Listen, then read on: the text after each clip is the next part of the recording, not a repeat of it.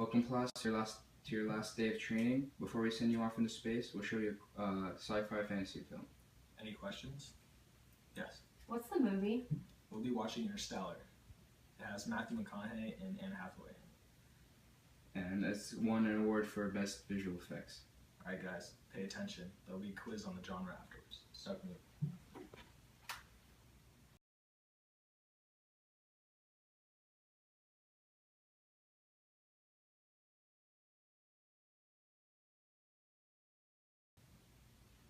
Alright class, are you ready for your quiz? Let's All right. begin.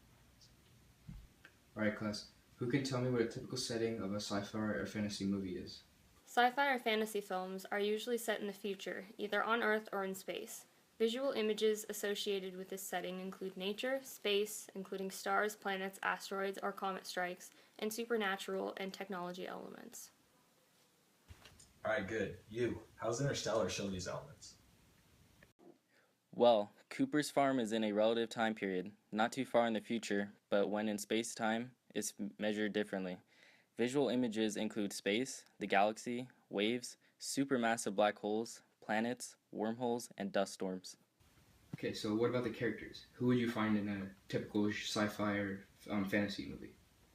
Sci-fi fantasy films incorporate heroes who must face many challenges and often overcome fears and villains. They have to fight to get what they want. There are also unexplored locations throughout each character's journey. Alright guys, so was any of that present in Interstellar? In the movie Interstellar, former NASA pilot Cooper runs a farm with his family, but has to become a hero to save humanity. Protagonists include Murphy's ghost, and supporting characters include his children, a biotechnologist who goes on the journey in space with him, and her father, a professor on Earth.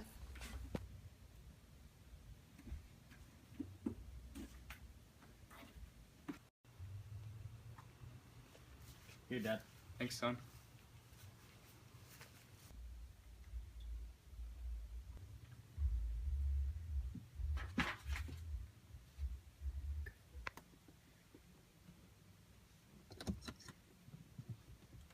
Alright.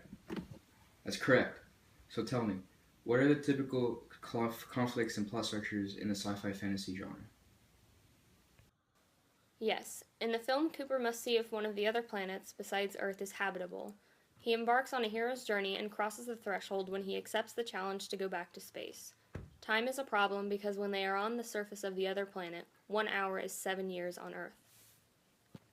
Entering the wormhole is a conflict.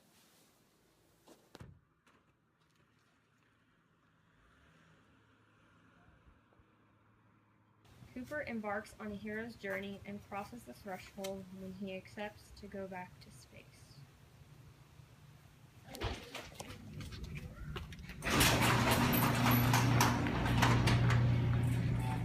Okay, so what would you expect to see in a sci-fi fantasy movie? Iconography in a sci-fi fantasy genre includes advanced technology, spacecraft robots, extraterrestrial objects, time machine, and weapons. Correct. So give me examples about that in Interstellar. Iconography in the film Interstellar includes the robots TARS and CASE. Spacecraft such as spaceships, astronaut suits, and advanced technology are also included. So what is mood usually like in a sci-fi fantasy movie? Yeah, you. The mood in the sci-fi fantasy genre is mysterious, dark, significant, and eerie, and optimistic because of all the advanced technology, yet pessimistic, since it usually takes place in a dystopian world. So yeah, like in Interstellar, Well, it's eerie because it was unpredictable and odd, and also pessimistic because humanity was going to die if another planet wasn't habitable, so there was a little hope.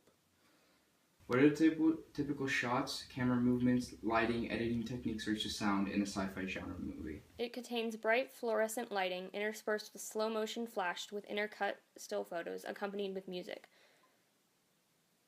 simultaneously zooming in with the lens on the character. Sound effects are used to make the futuristic objects or actions seem more believable. and for your final question, what cinematic styles are present in Interstellar? The cinematic style in Interstellar is mostly available lighting, pan shots to see the whole galaxy, quick cuts between characters mostly during conflict, and vertical shots. For example, the massive waves to see how large they really are and put in perspective. Congratulations, you all passed your training. Alright, astronauts, let's get ready to fly.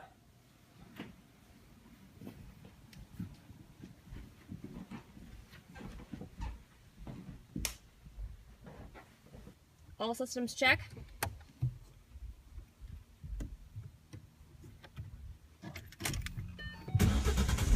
Launching in 3, 2, 1.